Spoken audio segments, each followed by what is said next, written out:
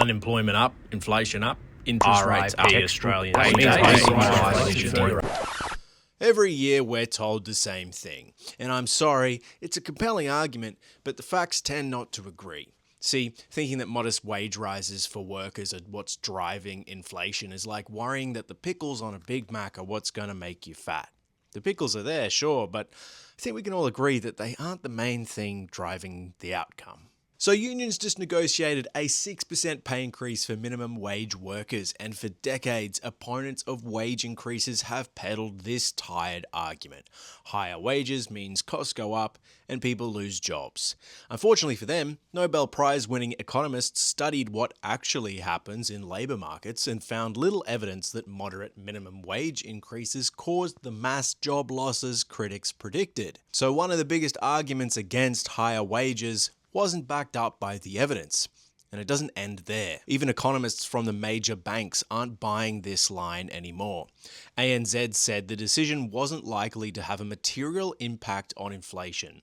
Westpac said it wouldn't significantly add to inflationary pressures. Even the big banks, institutions that are hardly known for spruiking union talking points, looked at the numbers and concluded this wasn't an inflation disaster waiting to happen, because they know, like us, that this wage decision only adds about 1% to Australia's total national wages bill. 1% is the economic earthquake we're all meant to be afraid of here. Which brings us back to the Big Mac. People keep pointing at the pickles, but what about all that juicy salt, sugar, and fat? You know, the meat and the cheese. Inflation is largely driven by much bigger forces than a few extra dollars an hour for low-paid workers. We're talking things like energy prices, housing costs, supply chain disruptions, global conflicts, and corporate pricing decisions. One analysis found labour costs contributed around 15% of price growth. Profits contributed around 60%. Let that sink in. Corporate profits are contributing roughly 4 times more to price increases than wages.